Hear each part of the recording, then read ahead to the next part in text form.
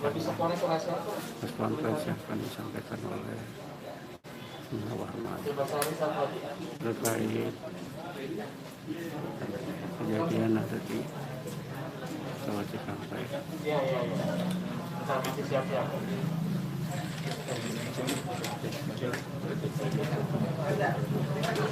Beginilah suasana di Jalan Markas FPI di Jalan Petamburan, Jakarta Pusat. Pernyataan di sini akan disampaikan oleh Warman selaku bicara FPI.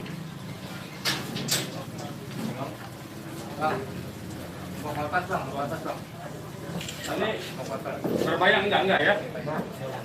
Ini sebelumnya kita mohon maaf karena nggak bisa terima di dalam karena kita bocor. Jadi tempat biasa kita rapat penuh air. Jadi mohon maaf sebelumnya pada teman-teman wartawan, kita terimanya di teras sini aja ya. Baik, Bismillahirrahmanirrahim. Assalamualaikum warahmatullahi wabarakatuh. Pertama-tama kami DPP FPI mengucapkan innalillahi wa inna ilaihi rajiun atas wafatnya, atas syahidnya 6 orang laskar kami yang sedang dalam tugas pengawalan kepada pimpinan kami yaitu Imam Besar Habib Rizik Syihab. Semoga ke-6 laskar tersebut diterima syahidnya. Yang kedua, kami sampaikan alhamdulillah Imam Besar kami bersama keluarga dan cucunya alhamdulillah dalam keadaan sehat. Amin.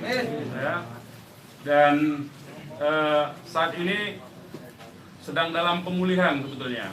Jadi saya di samping kanan saya perkenalkan dulu adalah Kiai Haji Sobri Lubis, adalah Ketua Umum DPP FPI. Di belakangnya adalah Panglima Laskar Pembela Islam Ustadz Maman Suryadi.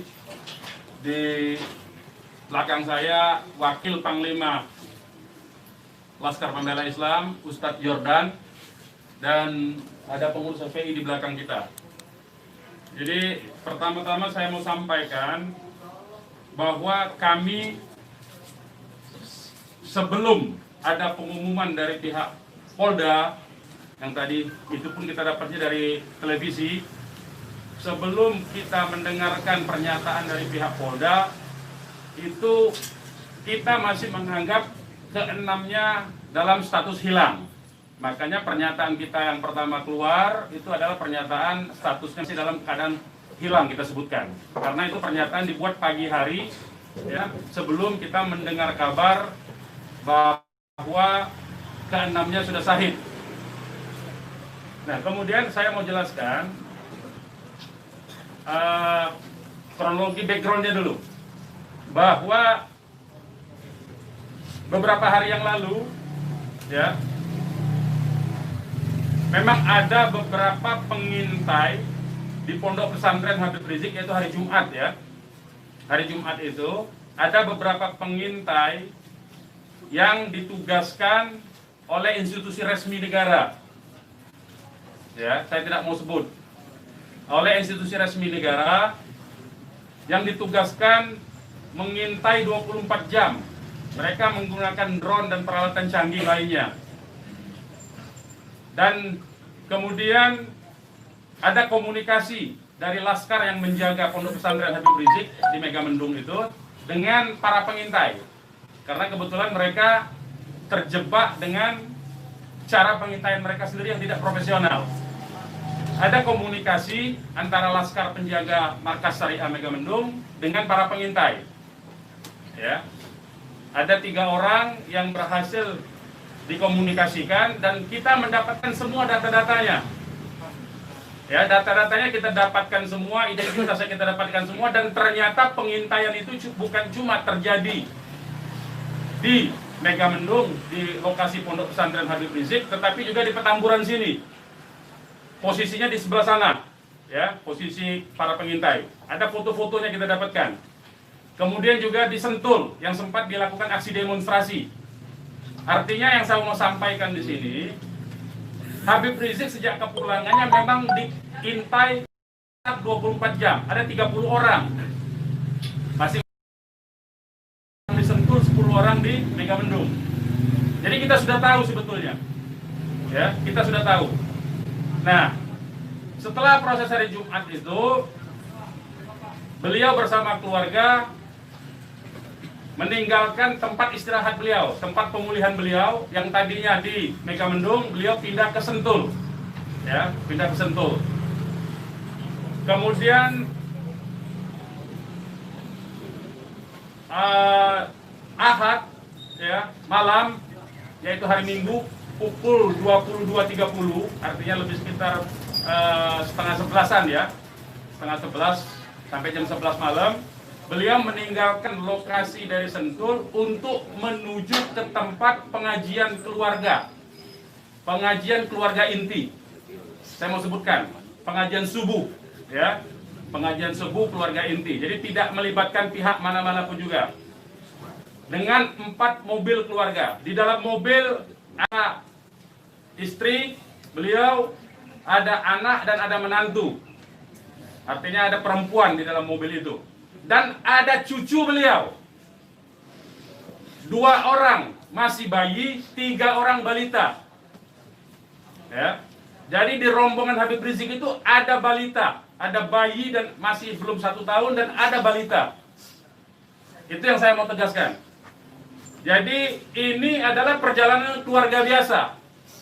Beliau mau melakukan pengajian keluarga saja, karena biasa pengajian subuh keluarga. Ya. Nah, di dalam perjalanannya lebih kurang pukul 12.30, artinya setengah 1 malam, rombongan beliau dengan dikawal. Beliau menggunakan keluarga menggunakan 4 kendaraan roda 4 dan dikawal oleh 4 mobil juga oleh laskar. Ya. Nah, di dalam perjalanan ada orang yang menguntit sejak dari keluarnya beliau dari Sentul itu. Ya. Terus dikuntit dan akhirnya para penguntit ini berusaha memotong, entah apa tujuannya. Kita sebut karena kita tidak tahu apakah dia petugas resmi atau bukan, karena dia tidak berseragam, ya. Harus disebut tidak berseragam. Ini orang-orang tidak berseragam. Berusaha memotong rombongan, ya, dan menyetop kendaraan. Nah, para pengawal tentu saja bereaksi untuk melindungi, ya, untuk melindungi Imam Besar Habib Rizik Syihab. Itu reaksi normal, karena memang mereka bertugas untuk mengawal. Reaksi normal. Yang patut diberitahukan kepada teman-teman pers semua, bahwa fitnah besar kalau laskar kita disebut membawa senjata api dan tembak-menembak. Fitnah itu. Laskar kami tidak pernah dibekali dengan senjata api. Kami terbiasa tangan kosong. Kami bukan pengecut. Jadi fitnah, dan ini fitnah luar biasa, pemutarbalikan fakta dengan menyebutkan bahwa laskar yang lebih dahulu menyerang dan melakukan penembakan. Kalau betul itu coba dicek senjata apinya, nomor register senjata apinya, pelurunya itu semua tercatat. Cek saja, silakan dicek. Pasti bukan punya kami, karena kami tidak punya akses terhadap senjata api dan tidak mungkin membeli dari pasar gelap. Ya, jadi bohong sama sekali.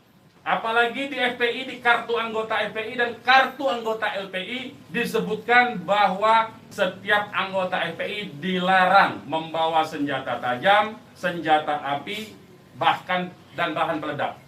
Itu dilarang di kartu anggota kita punya. Ya. Nah, jadi upaya-upaya memfitnah, memutarbalikkan fakta, hentikanlah. Ya. Hentikanlah. Nah, kemudian kejadiannya, ya, kenapa kami menyatakan laskar kami dalam keadaan hilang? Karena memang kami belum tahu keberadaannya di mana. Itu membuktikan bahwa mereka dibunuh dan dibantai, saudara-saudara. Ya. Kalau sejak awal tembak-menembak itu berarti dia tewasnya di tempat dong. Tewas di tempat pasti banyak. Semalam saya sendiri sampai jam 3 sudah ngecek dengan teman-teman yang di lapangan, tidak ada jenazah di situ, tidak ada keramaian di situ. Yang ada justru petugas aparat setempat yang ada di lokasi yang diperkirakan di sekitar pintu tol Karawang Timur.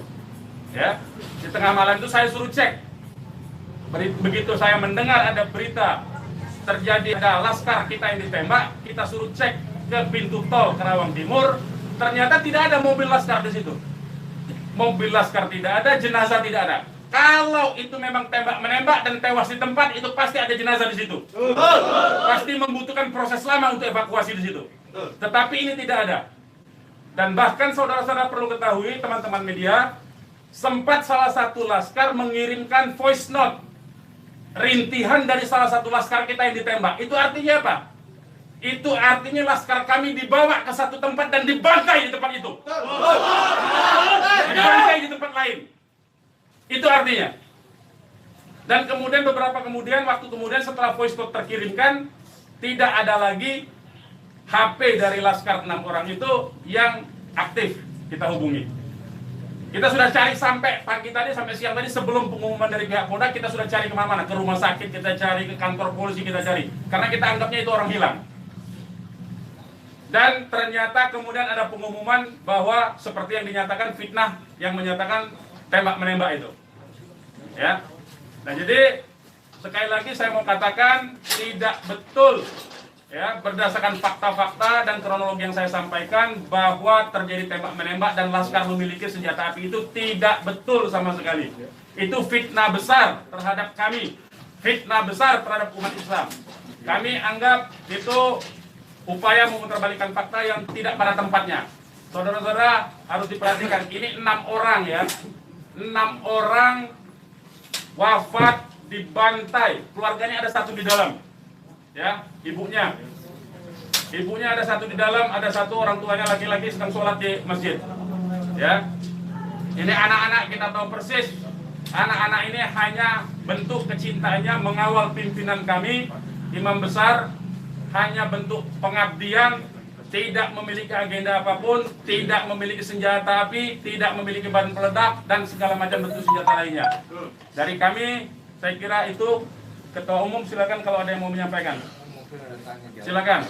Bang, ya. Untuk pengecekan CCTV di lokasi sudah dipinta? Belum kita lakukan karena kita ini masih sibuk sampai dengan siang tadi sebelum ada pengumuman dari pihak Polda, kita masih sibuk memastikan keberadaan 6 orang tersebut. Ya. Jadi kita belum mengecek kemanapun, kita masih menelusuri kemana-mana tempat dari kemungkinan itu dibawa, yaitu apakah rumah sakit, karena kita mendengar ada voice note yang tertembak kan, rintihan dari salah satu korban yang ditembak, masih sempat didengarkan oleh laskar yang tetap mengawal, ya. Dan kita belum mengetahui itu, sampai hari ini, bahkan sampai detik ini, kita belum mendapatkan akses terhadap jenazah. Itu yang patut dicatat. Kita tahu bahwa mereka 6 orang laskar ini yang syahid ini adalah wafat, baru tahu dari pengumuman, ya, dari pihak kepolisian. Jadi itu yang perlu saya sampaikan. Tapi posisi 6 ini gimana sekarang Bang, udah diketahui? Sampai hari ini saya belum tahu. Kita belum mendapatkan informasi. Ini menunjukkan bahwa bukti konkret bahwa jenazah ini dalam kontrol dan kendali penuh, artinya kan. Kalau memang itu tembak-menembak biasa, tentu itu ada di masyarakat lain. Tentu masyarakat sudah sibuk, sudah ramai di situ. Ini sampai sekarang ini kami tidak mendapatkan akses di mana keberadaan jenazahnya, ya, kondisi lukanya di mana tembak-menembak, berapa lubang pelurunya, kami tidak tahu. Hanya satu-satunya sumber informasi, baru bahwa dinyatakan bahwa tewas. Ya. Bang, untuk yang 4 orang Bang, penjelasan yang Bapak bilang tadi yang terkait di tol Japek itu berarti Bapak melihat sendiri bahwa tidak sempat terlihat adanya mayat dalam. Saya tidak melihat sendiri, tapi kita tugaskan ada laskar kita untuk ngecek mulai dari pukul 1:30 ya sampai pukul 3 sampai menjelang subuh kita cek. Gitu. Tidak ada di situ peristiwa tembak. Siapkan masuk.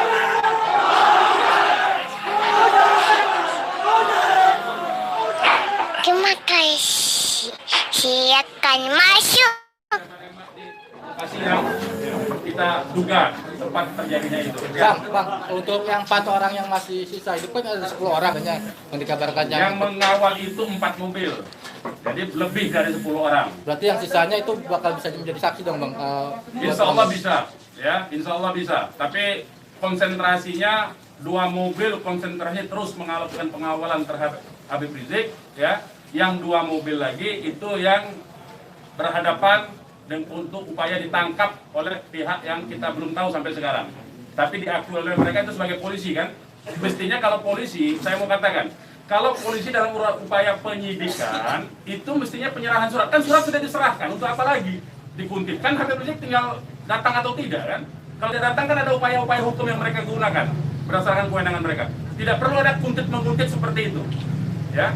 Jadi ini menjadi catatan penting ya. Ini menjadi catatan penting. Habib Rizik sudah dipanggil dan kita sudah mendatangi hari ini pengacara kita. Ya. Jadi tidak ada kaitan itu dengan bahwa Habib Rizik seperti apa tidak ada. Ya, itu proses mekanisme hukum biasa. Ya. Silakan yang lain. Pak, ada langkah-langkah hukum atau langkah apa terkait kejadian ini? Ya tentu begini. Jadi ini tidak boleh ada satupun ya warga negara ya penjahat sekalipun ya itu dibenarkan untuk dilakukan apa yang disebut dengan extrajudicial killing seperti itu. Kalau demikian caranya berarti lembaga kejaksaan, lembaga pengadilan dibubarkan saja. Cukup kalau polisi menganggap itu penjahat, ditembak, melawan, ditembak, mati udah kan, berarti nggak perlu pengadilan. Kita ini negara hukum atau negara kekuasaan. Ya. Jadi itu perlu jadi catatan juga. Jadi upaya hukum apa? Upaya hukumnya adalah dalam hal ini disebut secara hak asasi manusia, instrumen hak asasi manusia. Ini disebut dengan extrajudicial killing. Ini pelanggaran berat hak asasi manusia.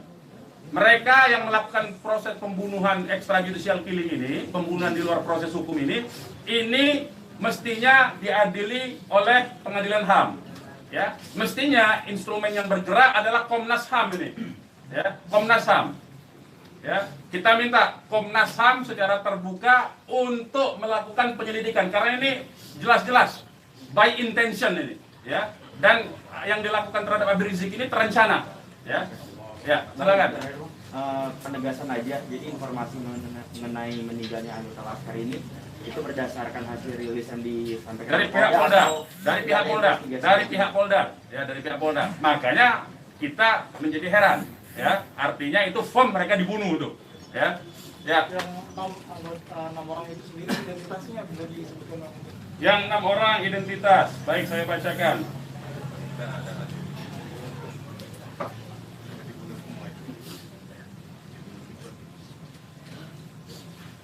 Saya bacakan nama-nama laskarnya ya. 1 Faiz. Ini nama panggilan, kita belum cek nama aslinya ya. Ini baru nama panggilan dari teman-temannya yang mengabarkan.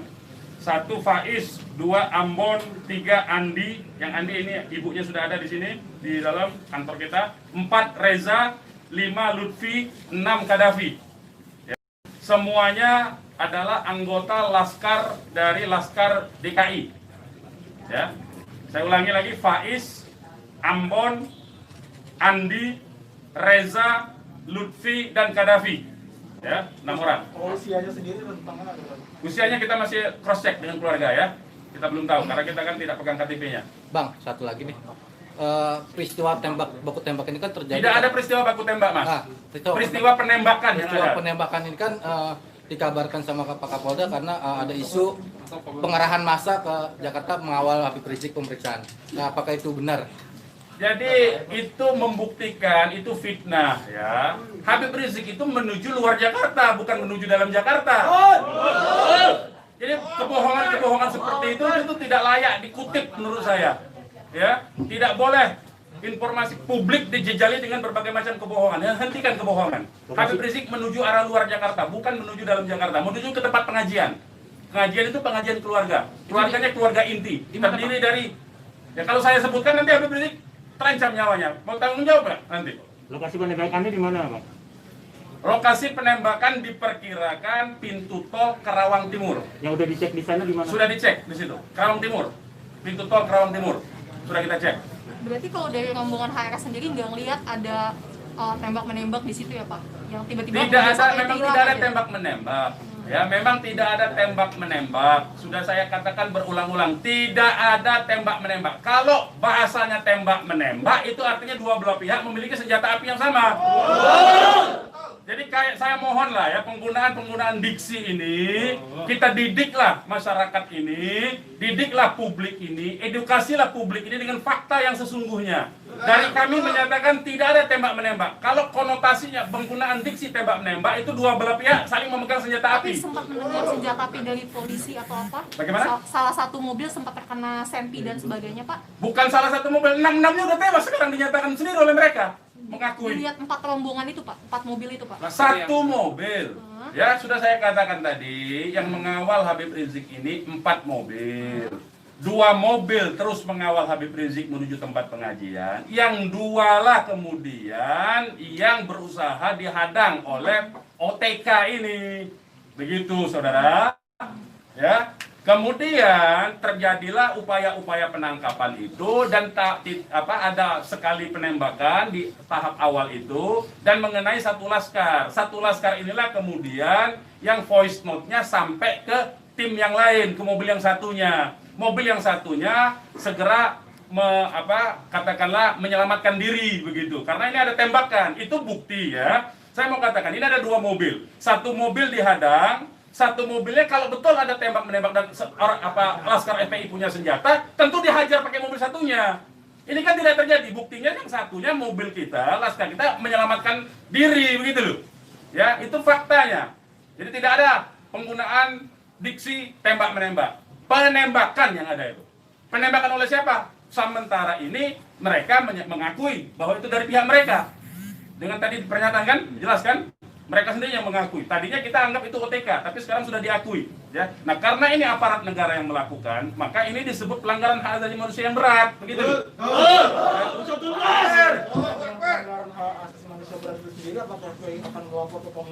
Oh iya, kita akan berupaya tentu saja. Ya, kita akan menggunakan seluruh mekanisme hukum untuk melaporkan peristiwa ini. Ini tidak boleh didiamkan. Sebab bisa saja nanti Anda semua akan ditembak nanti kalau kritis. Ya, karena Anda wartawan tentu saja menyuarakan yang kritis. Kalau Anda tidak disenangi kritik Anda nanti Anda akan menjadi sasaran. Semua warga negara Indonesia akan diperlakukan sewenang-wenang seperti ini. Ini tidak boleh dibiarkan. Ya, kami masih bersabar dengan menggunakan upaya mekanisme hukum. Ya, yaitu akan berupaya melaporkan ini ke Komnas HAM. Karena ini kita sebut pelanggaran HAM berat ya. Ada upaya dari FPI untuk mengkonfirmasi soal identitas 6 orang itu nggak, Pak? Enggak, nanti kita keluarganya tentu ini sekarang aja sudah ada 3 keluarga ya.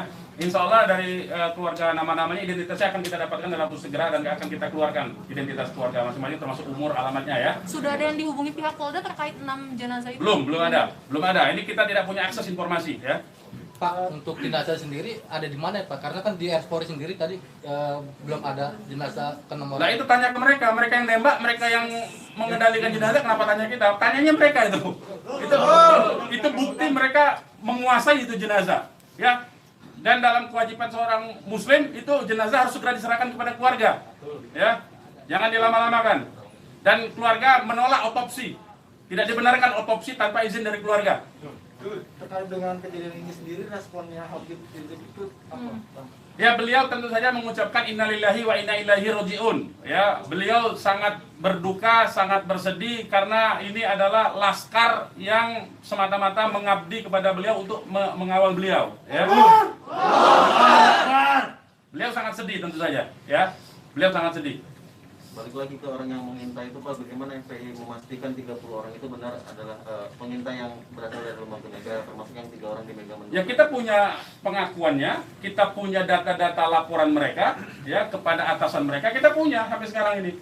Nah, kita tidak tahu apakah ini adalah bentuk-bentuk upaya balas dendam dari terbongkarnya coverage mereka. Ya, kita tidak tahu, ya, kita tidak tahu.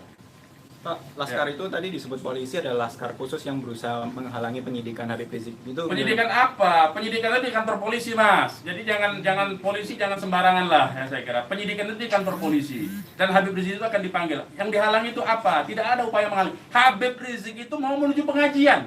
Apa yang disidik? Apa yang disidik? Pertanyaannya. Penyidikan apa? Ya. Tidak ada upaya menghalangi itu, ya. Tidak ada upaya menghalangi. Itu fitnah, lagi-lagi itu fitnah. Ini upaya untuk melepaskan diri dari jerat hukum. Ini pelanggaran HAM, saya katakan. Ini pelanggaran HAM, sekali lagi. Ya. Tidak boleh lepas dari jerat hukum ini. Tidak boleh, karena kekuasaan lepas dari jerat hukum. Tidak boleh. Tidak ada upaya menghalang-halangi itu. Karena Habib Rizik jelas mekanisme hukumnya. Ya, tinggal dipanggil, tinggal di keterangan saja.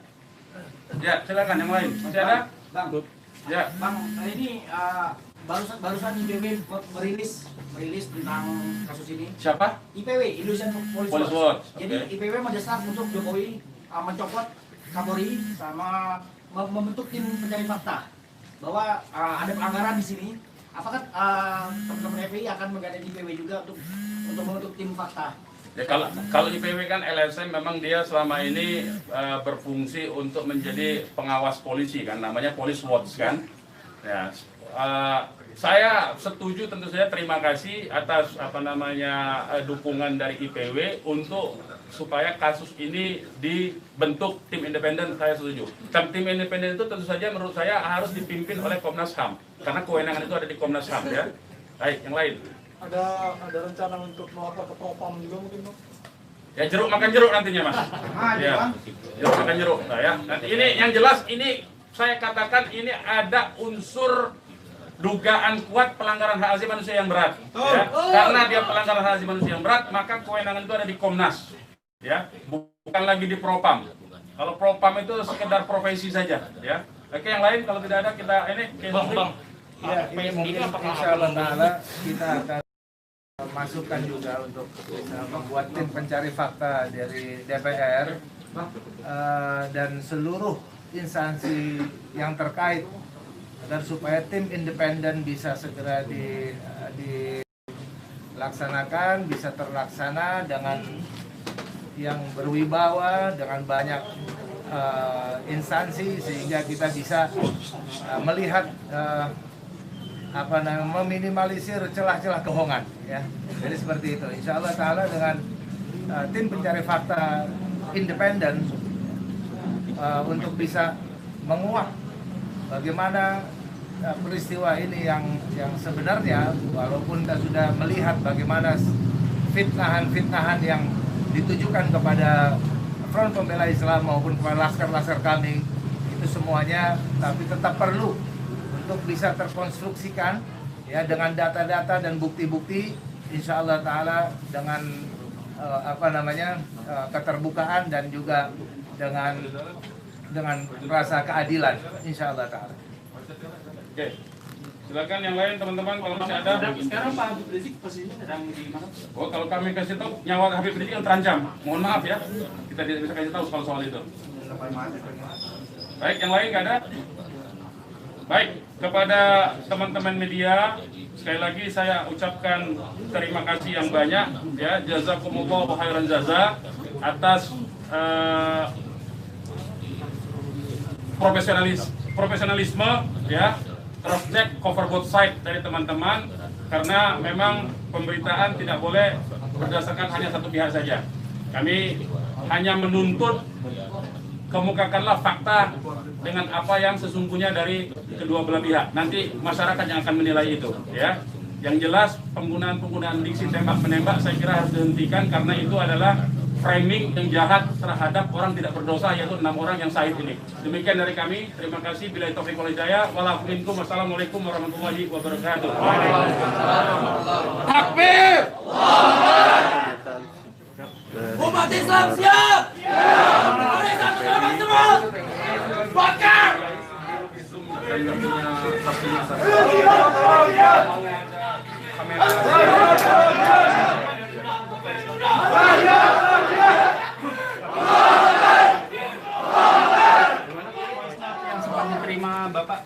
Saya belum pegang, tapi itu keterangan dari komandan timnya. Saya memang belum minta ya. Itu dari korban bernama siapa Pak? Yang voice note itu? Bagaimana? Atas nama siapa korban voice note itu Pak? Itu juga belum tahu. Itu voice note itu dikirim itu sangat cepat sekali. Kita belum tahu. Saya sendiri belum dapat. Tapi itu keterangan voice note dari komandan yang mengawal Habib Rizik semalam. Ya, berarti isinya teriakan saat rintihan ya. Ada rintihan mengadu kesakitan seperti itu. Hanya sebentar, hanya beberapa detik. Dari nomor siapa dikirimnya Pak? Apa dari nomor laskar atau nomor yang tidak dikenal? Nomor laskar dong, nomor laskar. Itu kan mereka kan punya komunikasi di antara mereka. Gitu ya. Beredarin gambarnya. Ya ini betul. Itu semua ya. Itu sudah saya sebarkan di antara beberapa teman. Jadi saling berbagi saja ya. Itu benar ya Bang? Benar itu benar. Itu benar itu. Soalnya saya cek lagi. Ya betul ya, betul. Itu 6 orangnya itu. Oke, ada lagi? Gak ada ya. Terima kasih banyak ya teman-teman ya. Boleh di sini aja ya. Di hubungin aja ya. Nah, tolong di nanti 4:30 ya. Di dalam ya. Atribusinya masih Saya sekun sekaligus kuasa hukum dari para korban, ya. Karena saya profesi saya hari-hari itu memang pengacara. Ya, ya. Nah. Pakai telepon tuh bisa, silakan boleh ya. Tapi pakai telepon ya. Anda saja ya. Karena saya telepon saya nggak ada yang bisa dikontak. Hanya WA talk. Jadi sementara WA jaringannya sangat jelek kalau ya. Jam berapa? Karena ini 4:30 soalnya. Oke, bentar lagi ya. Terima kasih teman-teman ya semuanya. Mohon maaf atas ketidaklayakan tempatnya ya. Ya.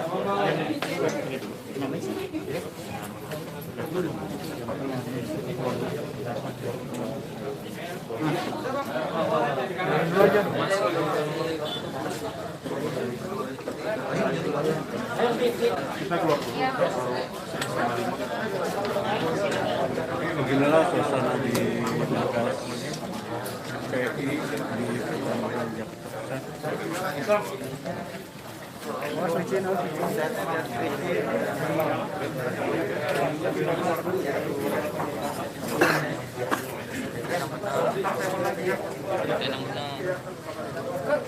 Soalnya beritanya nggak enakin dititip tadi. Oh, kami nyerang.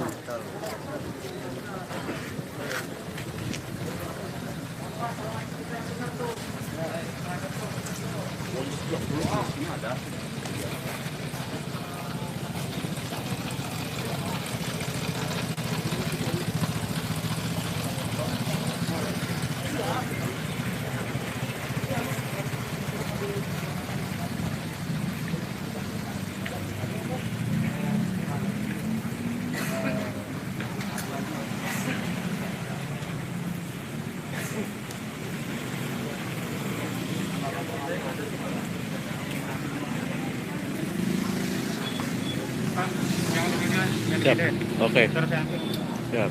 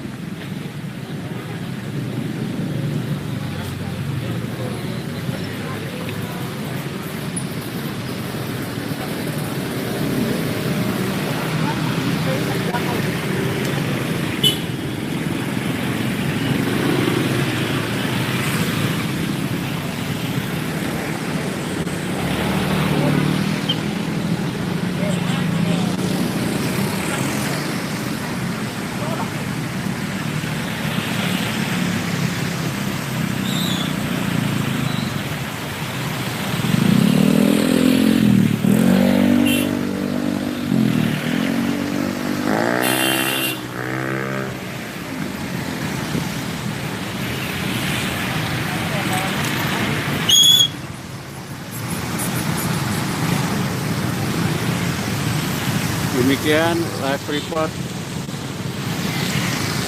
dari markas Front Pembela Islam Jakarta Pusat.